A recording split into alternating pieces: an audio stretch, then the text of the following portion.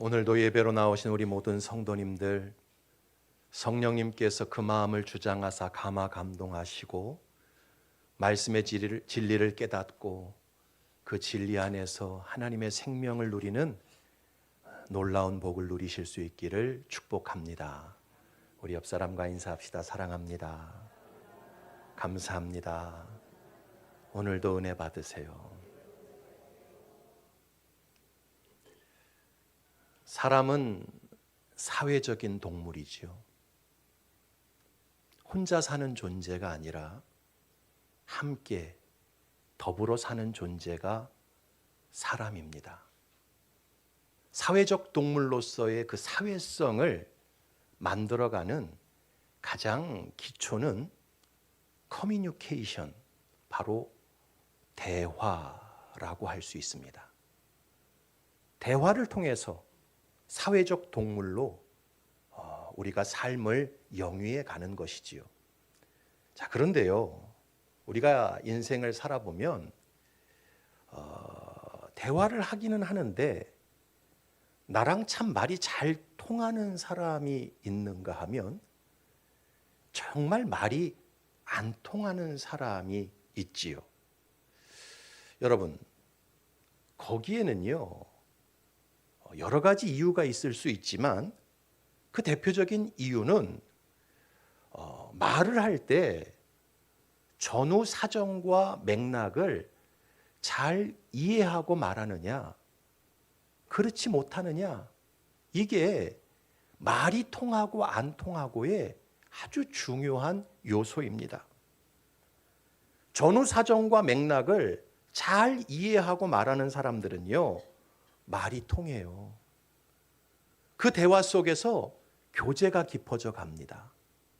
그러나 전후 사정과 맥락에는 전혀 관심이 없고 그저 말 한마디, 표현 하나에 꼬투리를 잡고 늘어지는 사람과는요 말이 안 통해요.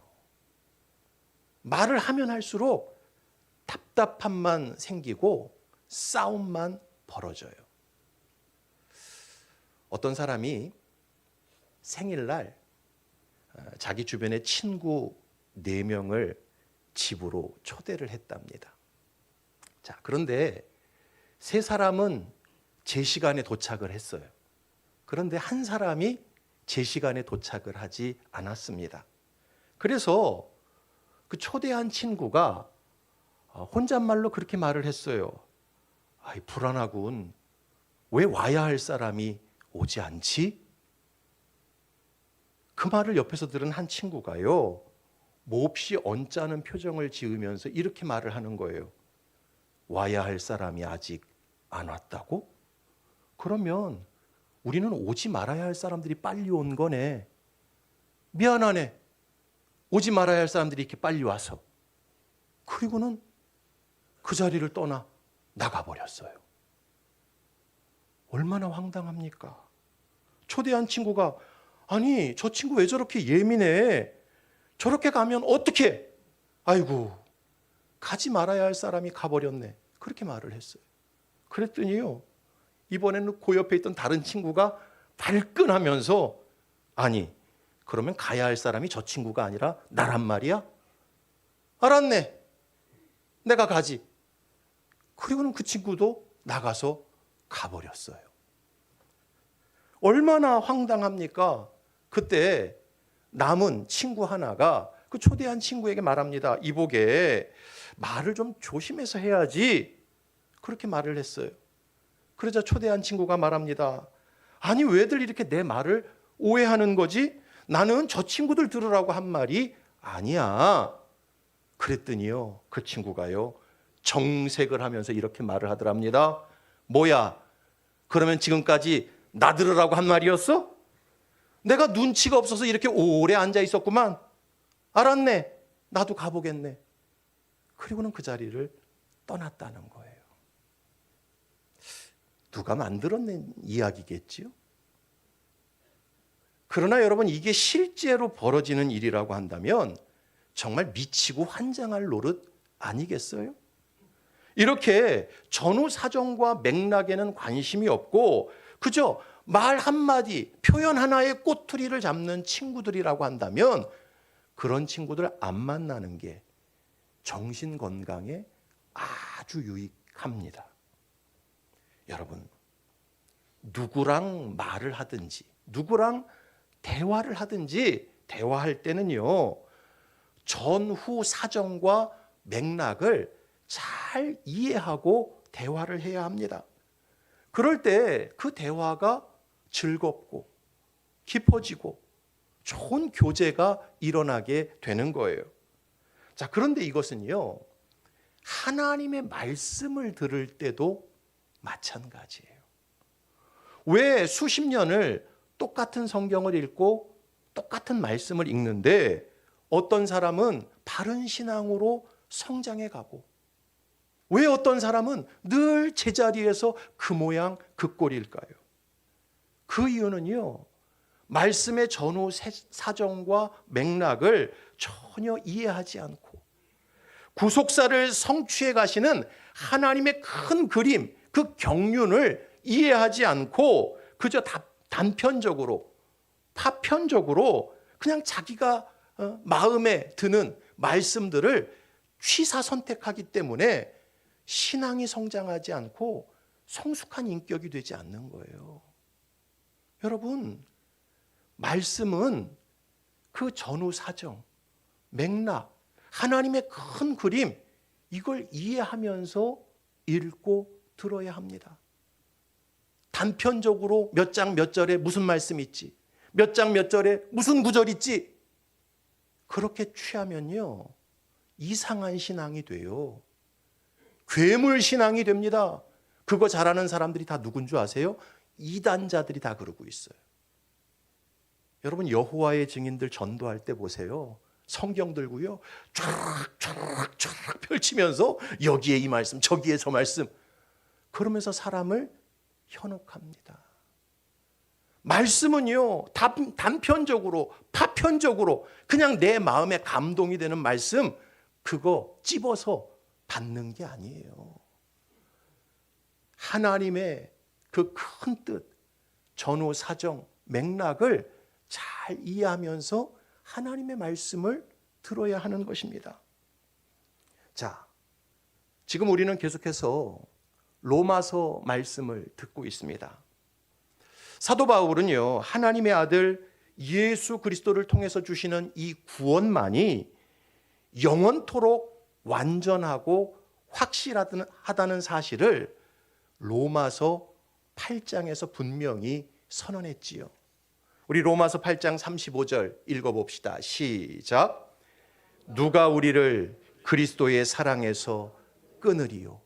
환난이나 곤고나 박해나 기근이나 적신이나 위험이나 칼이랴. 무슨 얘기입니까?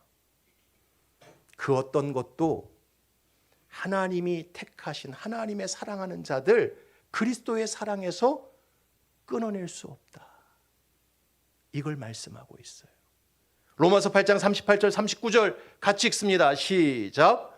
내가 확신하노니 사망이나 생명이나 천사들이나 권세자들이나 현재일이나 장래일이나 능력이나 높음이나 깊음이나 다른 어떤 피조물이라도 우리를 우리 주 그리스도 예수 안에 있는 하나님의 사랑에서 끊을 수 없으리라.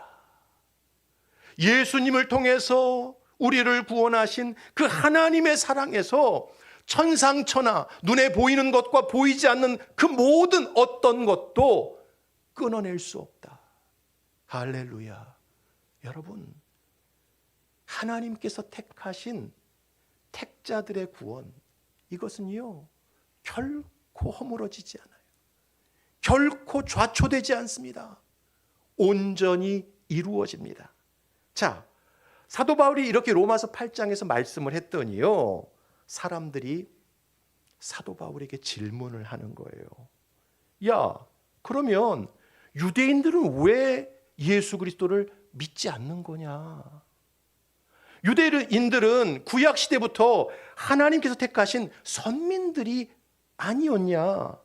정말 예수님을 통해서 완전하고도 영원한 구원이 온다면 다른 이방인들은 몰라도 유대인들은 제일 먼저 예수 믿고 구원받아야 되는 거 아니냐?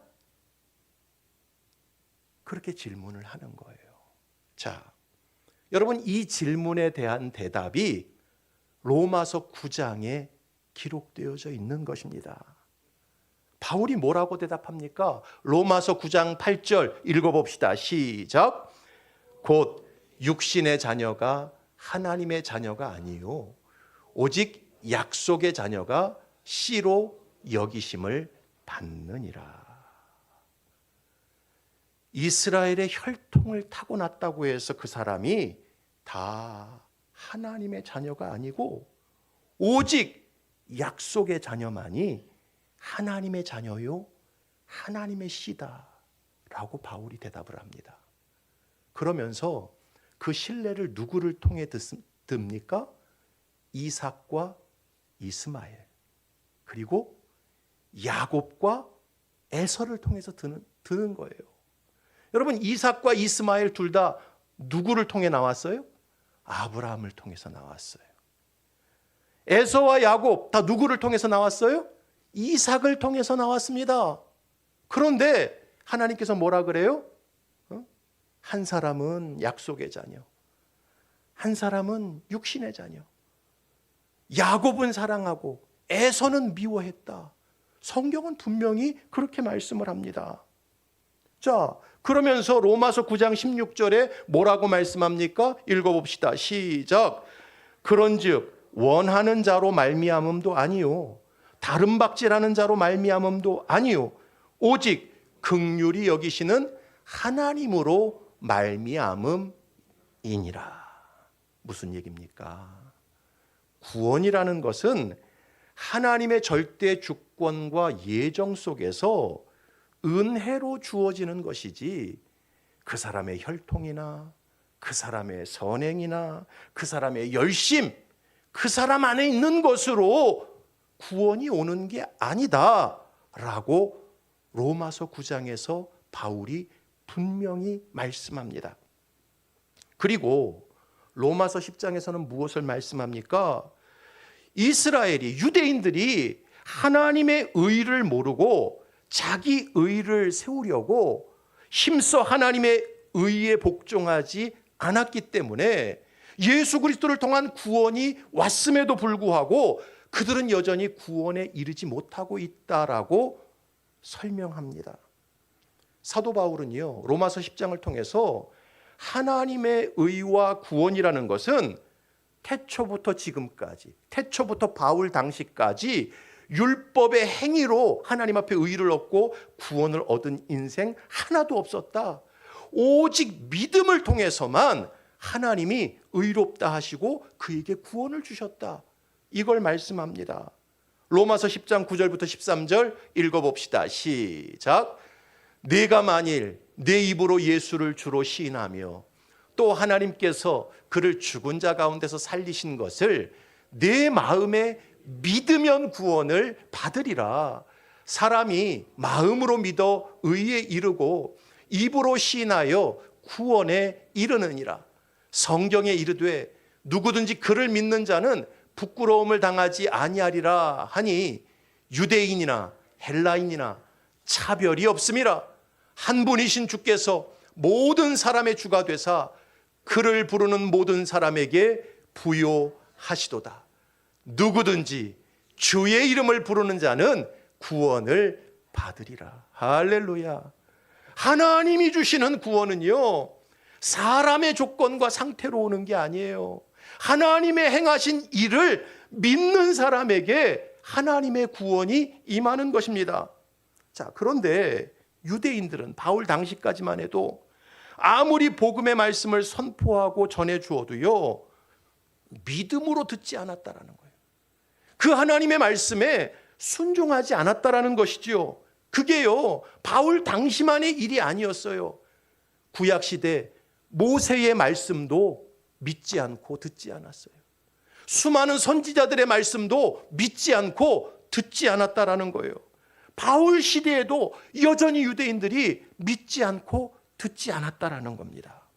그래서 유대인들은 여전히 하나님의 구원 공동체인 교회 안으로 들어오지 못하고 오직 믿음으로 복음을 들은 이방인들만 이 교회 공동체 안에 많이 들어오게 되었다라고 설명한 거예요. 이것이 바로 로마서 10장의 내용인 것입니다. 자, 그리고 오늘 우리가 어디를 읽었어요? 로마서 11장을 읽었죠. 자, 로마서 11장으로 들어왔을 때 누군가가 다시 사도 바울에게 질문하는 것입니다. 1절 말씀 같이 봅시다. 시작. 하나님이 자기 백성을 버리셨느냐? 여러분, 이게 무슨 뜻입니까?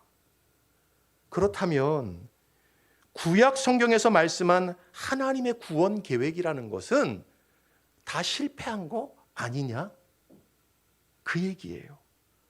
선민이라고 자부하는 그 유대인들이 저렇게 복음을 믿지 않고 여전히 율법에 붙잡혀서 살아간다면 구약 성경에서 말씀한 유대인들을 향한 하나님의 구원은 다 거짓말이 되고 다 공허한 것이 되는 것 아니냐? 그 질문을 하나님이 자기 백성을 버리셨느냐? 이렇게 표현한 거예요. 구약 성경에서는 하나님께서 이스라엘 백성들을 내가 너만 알았다. 너는 나의 선민이다. 분명히 그렇게 말씀하셨는데 지금 바울 당시 복음을 받아들이지 않고 순종하지 않는 그들을 볼 때 하나님의 구원 계획이란 거 그거 다 실패한 거 아니야? 무너진 거 아니야? 하나님이 자기 백성 완전히 버려버리신 거 아니야? 누군가가 바울에게 이렇게 질문을 하고 있는 거예요. 자, 이 질문에 대해서 바울이 뭐라고 답변합니까? 1절 다시 봅시다. 시작. 그럴 수 없느니라. 그렇지 않다라는 거죠. 바울은요, 하나님의 구원 약속과 말씀은 결코 무너지거나 폐하여지지 않는다라고 말씀합니다. 하나님의 구원 계획, 그것이 유대인이라 할지라도 실패하지 않는다라고 말씀을 하는 거예요. 그러면서 그 증거를 두 가지로 제시를 합니다. 오늘 본문에서 첫 번째는 바울 자신을 증거로 제시를 하는 거예요. 1절 전체 다시 한번 읽어봅시다. 시작. 그러므로 내가 말하노니 하나님이 자기 백성을 버리셨느냐? 그럴 수 없느니라. 나도 이스라엘인이요 아브라함의 씨에서 난 자요 베냐민 지파라. 하나님께서 정말 유대인들을 다 버리셨다면 나 바울이 복음의 사도가 되어 예수 그리스도를 전하는 이 놀라운 사역을 할 수 있었겠느냐? 나도 이스라엘 사람이고 아브라함의 씨고 베냐민 지파인데 하나님이 정말 유대인들을 다 포기하시고 그 구원 계획에서 실패하셨다면 내가 어떻게 이렇게 예수님을 믿고 복음을 전할 수 있겠느냐? 자기 자신을 증거로 제시를 하는 거예요. 따라서 나 자신을 보면, 바울 자신을 보면 하나님께서 결코 자기 백성 유대인들을 버리셨다라고 말할 수 없다라는 거예요. 이게 첫 번째 증거였어요. 두 번째는요, 엘리야와 그 시대를 증거로 제시합니다. 우리 2절부터 6절까지 읽어봅시다. 시작. 하나님이 그 미리 하신 자기 백성을 버리지 아니하셨나니 너희가 성경이 엘리야를 가리켜 말한 것을 알지 못하느냐? 그가 이스라엘을 하나님께 고발하되 주여 그들이 주의 선지자들을 죽였으며 주의 제단들을 헐어버렸고 나만 남았는데 내 목숨도 찾나이다 하니 그에게 하신 대답이 무엇이냐? 내가 나를 위하여 바알에게 무릎을 꿇지 아니한 사람 7,000명을 남겨두었다 하셨으니 그런즉 이와 같이 지금도 은혜로 택하심을 따라 남은 자가 있느니라. 만일 은혜로 된 것이면 행위로 말미암지 않음이니 그렇지 않으면 은혜가 은혜되지 못하느니라. 여러분, 제가 매일의 만나를 통해서 계속 열왕기 상하를 강의하고 있지 않습니까? 여러분이 이미 말씀을 잘 들었으면 그 배경을 이해하고 계실 거예요. 엘리야가 활동했던 그 시대는요, 북이스라엘 안에 엄청난 배교가 일어났던 시대였어요. 아합과 이세벨이요, 이스라엘 땅에 바알 신전을 세우고요, 수많은 바알 제사장들을 세워가지고 백성들을 미혹시켰습니다. 전부 바알에게 절하게 만들고 여호와를 떠나 하나님을 떠나서 바알을 섬기게 만들었던 시대가 아합과 이세벨이 왕과 왕비로 있었던 시대였지요. 여러분, 아무리 엘리야가 여호와의 이름으로 3년 반의 가뭄을 선포하고요, 갈멜 제단에서 불이 떨어지게 만들고, 또 바알과 아세라 선지자 850명을 쳐 죽이고, 그리고 다시 하늘 문을 열어 비가 내리게 했음에도 불구하고 이스라엘 백성들은 여전히 하나님께로 돌아오지 않았어요. 마귀 자식들처럼 너무나 완악해서 하나님께로 돌이키지 않았습니다. 그런 상황에서 엘리야는 이 이세벨의 협박을 듣고 유다 광야 브엘세바까지 도망을 가지요. 그리고는요, 로뎀 나무 아래 들어가서 크게 낙심합니다. 여호와여, 이제 넉넉하오니 내 생명을 거둬가십시오. 삶의 의욕이 다 꺾여버렸습니다. 그때 천사가 낙심한 엘리야를 어루만지고 떡과 물 한 병을 그에게 주어서 먹게 합니다. 이런 일을 2번이나 반복하세요. 자, 그 식물의 힘을 의지하여 40주 40야를 걸어서 하나님의 산 호렙까지 엘리야가 가게 됩니다. 자, 그때 그 호렙의 동굴에서 엘리야는 하나님의 음성을 듣습니다. 바람 가운데도, 지진 가운데도, 불 가운데도 계시지 않는 하나님, 세미한 음성으로 엘리야에게 다가오십니다. 그때 이 엘리야가요, 너무 낙심이 되고 그 속에 분노가 풀리지 않아서 하나님을 향해 이스라엘 백성들을 고발합니다. 개역 예전 성경에는 송사했다.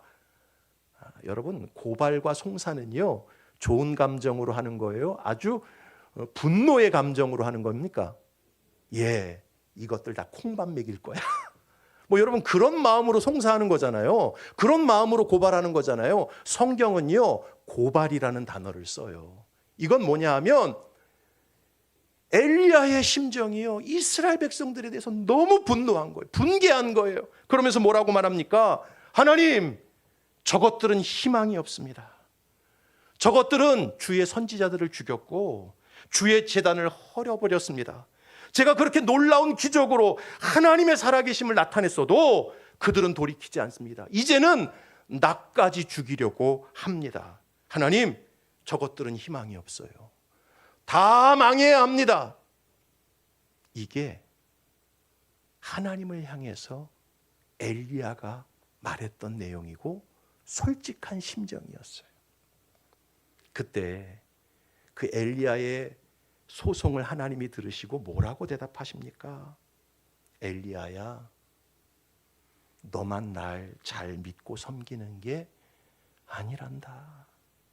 이스라엘 전부가 네 눈에는 다 죽일 놈들 같고 망한 놈들처럼 보이지만 이스라엘 전부가 다 망한 게 아니란다. 너 말고도 지금까지 바알에 한 번도 무릎을 꿇지 않은 순결한 내 백성이 몇 명이나 있다? 7,000명이나 지금 남아있단다. 이렇게 말씀을 하십니다. 여러분, 엘리야 시대는요, 말 그대로 하나님의 말씀과 약속이 다 무너져 보이고 다 망한 시대처럼 보여요. 그렇잖아요. 왕부터가 바알 신전을 만들어 놓고요, 바알 제사장들을 수백 명을 세워 놓습니다. 그리고 이제는 여호와 섬기지 말고 바알 섬겨야 너희들이 잘 먹고 잘 산다. 사람들이 다 미혹이 되어서 바알에게 절하고 있어요. 하나님의 구원 경륜이라는 것은 엘리야가 볼 때 다 끝장난 것처럼 보였다라는 것입니다. 그러나 성경은 절대 그렇지 않다라고 말씀하고 있는 거예요. 그 암울한 시대 속에서도 하나님은 여전히 살아계셔서 당신의 구원 역사를 이루어 가고 계신다라고 말씀하고 있는 것입니다. 바울의 이런 설명을 통해서 성도들은요, 하나님의 구원 역사에 대한 중요한 세 가지 사실, 세 가지 자세를 갖고 신앙생활해야 한다라는 거예요. 여러분, 하나님의 구원은 결코 실패하지 않습니다. 할렐루야. 따라합시다. 하나님의 구원은 결코 실패하지 않는다. 그래서 오늘 말씀의 제목이 뭐예요? 실패하지 않는 하나님의 구원인 거예요. 아무리 내 눈에는 다 망한 것 같고 다 이건 쓰레기들이고 다 이건 가망성 없어 보이는 현실이라 할지라도 하나님의 구원 계획은 결코 실패하지 않는다라는 거예요. 이것을 참으로 믿는다면 성도들은 이 짧은 세상을 살아가면서 세 가지 아주 중요한 자세를 늘 견지하고 살아야 됩니다. 실패하지 않는 하나님의 구원을 믿는다면 우리가 이 땅을 살아가면서 첫 번째로 어떤 자세를 가져야 하느냐? 따라합시다. 어떤 상황에서도 사람 때문에 낙심하지 말아야 한다. 어떤 상황에서도 죄인 때문에 낙심하지 말아야 한다. 예. 바울 시대에 믿지 않는 유대인들이 부지기수로 많았어요. 그런데 낙심할 필요가 없다라는 거예요. 엘리야 시대 하나님을 떠나 배교한 이스라엘 백성들이 너무나 많았어요. 그런데 그것 때문에 절망할 필요가 없다라는 거예요. 마찬가지로 오늘날도요, 교회에 타락된 이야기들 너무나 많이 들려옵니다. 목사라는 사람이, 장로라는 사람이, 하나님을 믿는 사람들이 일반인도 짓지 않은 죄, 그걸 지어서 부끄럽게 만드는 일들이 너무나 많이 들려옵니다. 그러나 그런 소식이 들려온다고 해서 낙심하고 회의에 빠질 필요가 없다라는 거예요. 잘 들으세요. 구원은 결국 하나님의 주권적인 예정과 선택에 따라 택자들이 은혜로 받게 되는 것입니다. 할렐루야. 결국은 받을 사람이 받게 되는 거예요. 따라합시다. 구원은 받을 사람이 받게 되는 것이다. 그래서 이스라엘 역사를 봐도 그렇고요, 이 교회의 역사를 봐도 그렇고요, 알곡과 쭉정이는 항상 그 속에 공존해 왔습니다.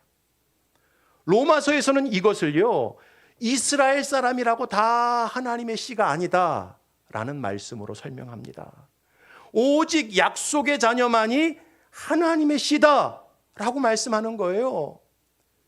선민 이스라엘 역사 속에도, 그리고 예수 그리스도를 믿는다고 하는 교회의 역사를 봐도요, 진짜 믿는 사람이 있는가 하면 믿는 척하는 사람들이 늘 함께 공존해 있었어요. 따라서 여러분, 무조건 교회 다닌다고 해서, 무조건 목사, 장로, 권사, 집사라고 해서 다 천국 백성이 아니라는 것입니다. 오직 하나님의 주권적인 예정과 선택 속에서 은혜로 택하심을 받은 사람만이 진짜 천국 백성인 거예요. 할렐루야. 그래서 여러분, 교회 안에서 온갖 추하고 더러운 일들이 벌어지는 거, 그거요, 어쩌면 당연한 일이에요. 얼마든지 일어날 수 있는 일입니다. 어떻게 교단 총회장이라는 사람이 자기 교회 권사와 불륜을 저지를 수 있느냐? 예, 그럴 수 있어요.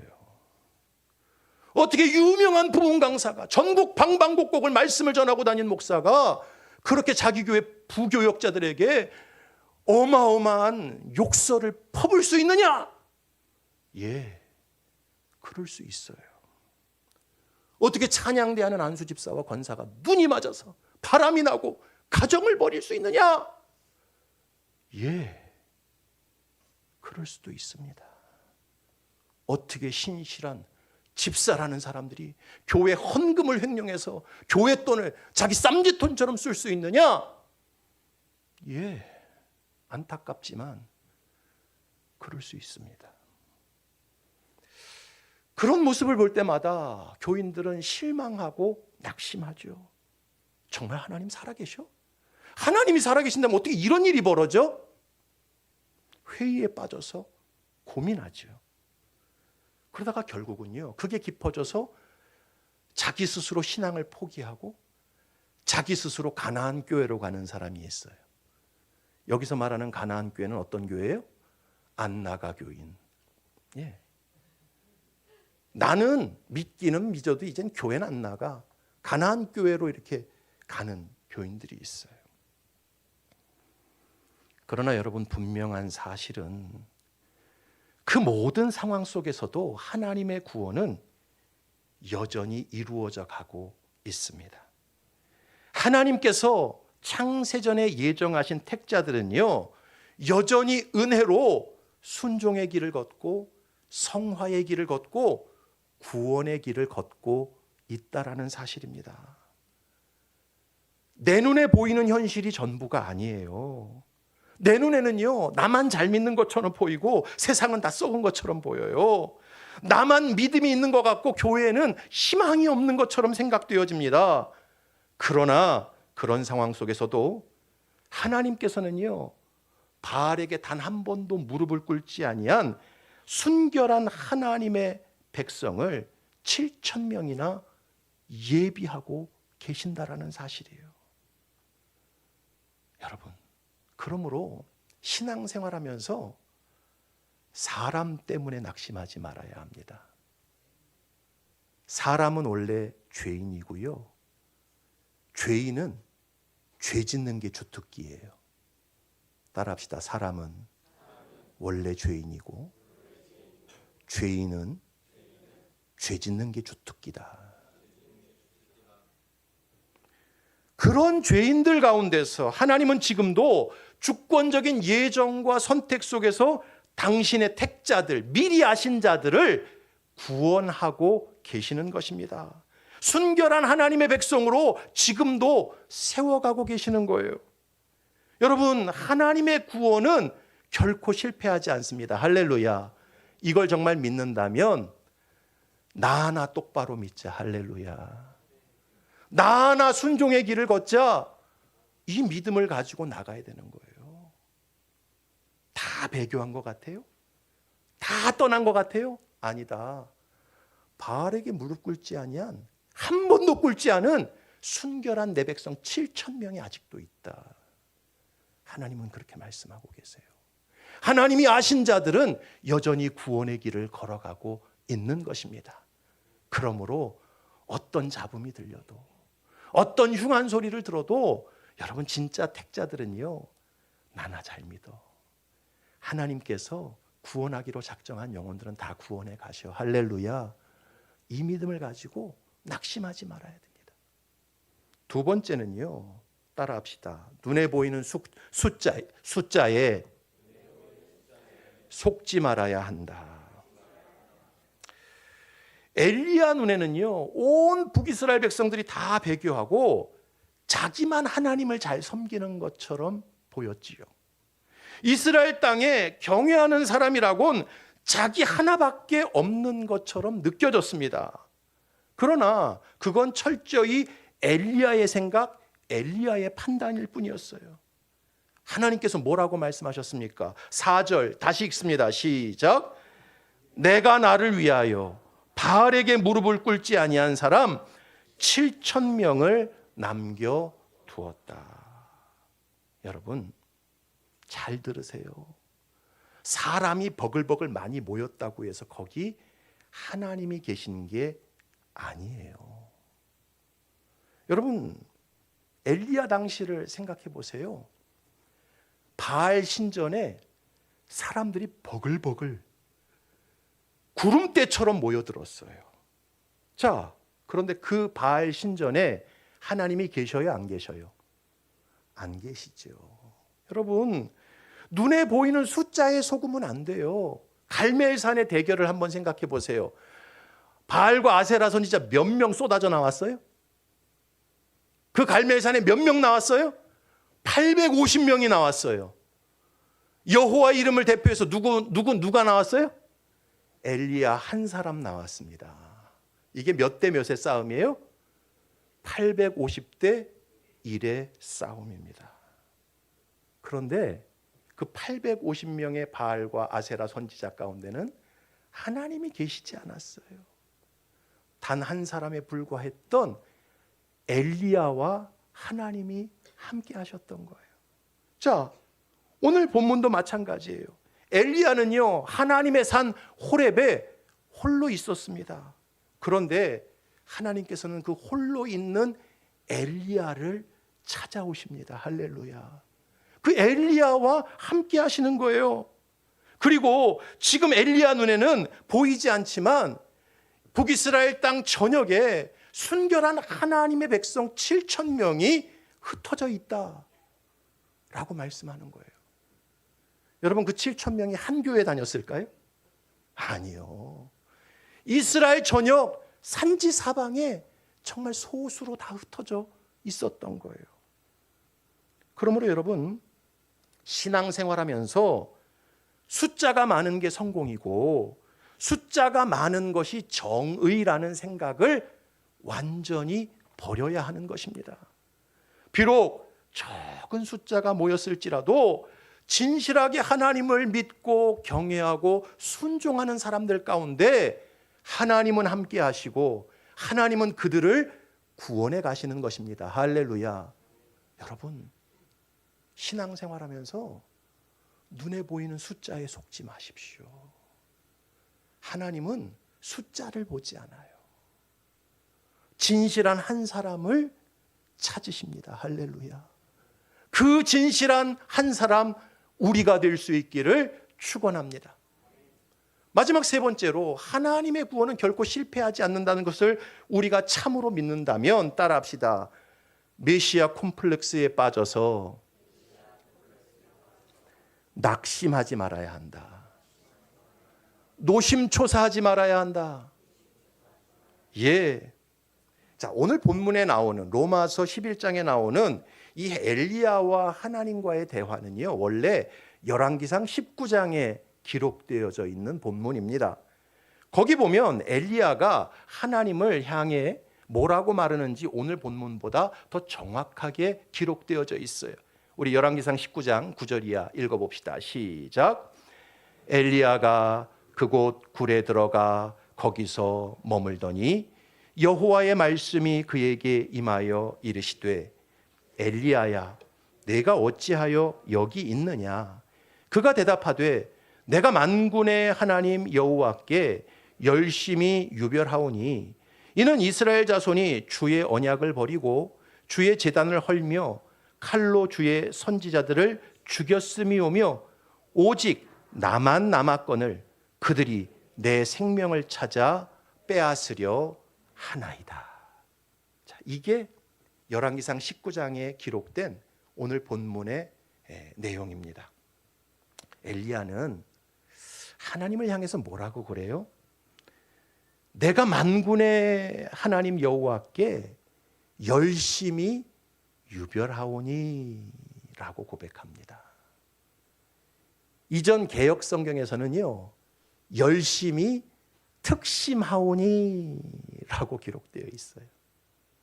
그러니까 엘리야는요, 하나님을 향한 열심이 아주 유별나고 특출난 사람이었어요. 그런데 이 유별난 열심, 특출난 열심이 문제가 될 때가 많다라는 거예요. 이 유별난 열심과 특출난 열심이 사실은 이 엘리야를 깊은 낙심과 절망에 빠뜨린 주범이 되었다라는 거예요. 여러분, 사실 엘리야는 하나님 앞에서 어떤 존재였습니까? 엘리야는 하나님 앞에서 어떤 존재예요? 그는 하나님께서 쓰시는 도구와 종에 불과한 존재였지요. 그렇죠? 아무리 엘리야가 대단한 기적을 행한다 할지라도 하나님 앞에서 엘리야는요, 그저 도구요, 종에 불과한 존재였습니다. 여러분, 종은요, 삼무의 존재라고 말합니다. 세 가지가 없는 게 종이죠. 자기 소유가 없고, 자기 의지가 없고, 자기 권리가 없는 존재가 종이에요. 자, 그런데 엘리야는 자기를 통해서 놀라운 기적이 나타나고 하나님의 불같은 역사, 위대한 역사가 나타나다 보니까 어느 순간부터 내가 하나님의 도구요, 종이라는 의식이 희미해져 가기 시작을 했어요. 대신 내가 이스라엘을 변화시켜야 하고 내가 이스라엘을 거룩하게 세우는 주인공이다라는 자의식을 갖기 시작한 거예요.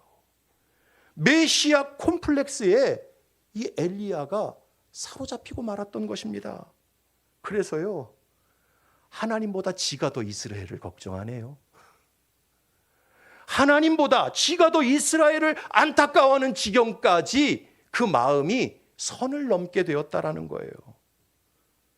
겉으로 볼 땐 참 좋아 보여요. 아, 이스라엘 백성들 어떻게 하든 변화시켜야 되는데, 거룩하게 세워야 되는데, 그 열심이 유별나고 특출난 거예요. 그런데 그 내면 속으로 파들어가 보면 메시아 콤플렉스가 있는 거예요. 하나님이 한다가 아니라 내가 한다. 따라합시다. 내가 한다. 내가 한다.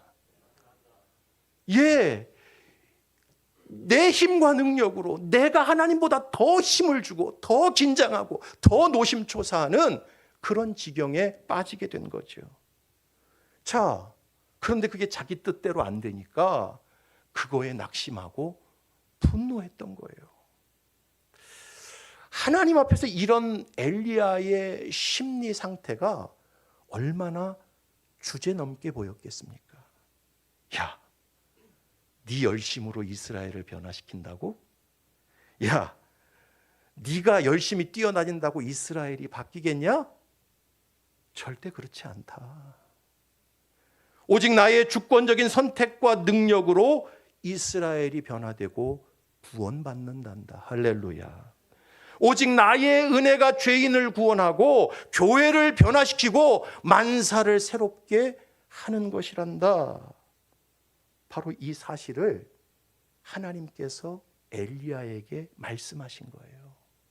그리고 그 하나님의 마음을 오늘 본문 사도 바울이 5절과 6절을 통해서 말씀하고 있는 것입니다. 5절과 6절 같이 읽읍시다. 시작. 그런즉 이와 같이 지금도 은혜로 택하심을 따라 남은 자가 있느니라. 만일 은혜로 된 것이면 행위로 말미암지 않음이니 그렇지 않으면 은혜가 은혜되지 못하느니라. 야, 이스라엘의 구원, 이스라엘의 회복, 네가 하는 거 아니야. 네 특출난 열심으로 되는 거 아니야. 나의 은혜로 되는 거야. 할렐루야. 하나님의 절대 주권으로 되는 것이란다. 그걸 말씀하신 거예요. 그러므로 여러분, 우리가 하나님의 구원 역사를 참으로 믿는다고 한다면 범사를 하나님께 맡기고 하나님의 은혜만을 의지해야 하는 것입니다. 스스로 메시아 콤플렉스에 빠져 내가 다 한다 이런 생각을 가지고 전전긍긍하거나 노심초사하면 안 되는 거예요. 메시아 콤플렉스는요, 잘 돼도 문제, 안 돼도 문제입니다. 내가 한다 메시아 콤플렉스로 뭔 일을 해서 잘 되면요, 교만해져요. 안 되잖아요, 엄청난 절망과 열등감에 빠져버립니다. 사랑하는 성도 여러분, 하나님께서는 지금도 당신의 은혜로 택자들을 구원해 가고 계십니다. 할렐루야.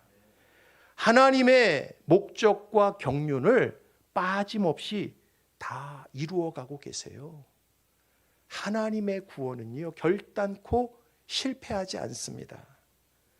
이 사실을 우리가 참으로 믿는다면 사람 때문에 낙심하지 마시기 바랍니다. 눈에 보이는 숫자에 속지 마시기 바랍니다.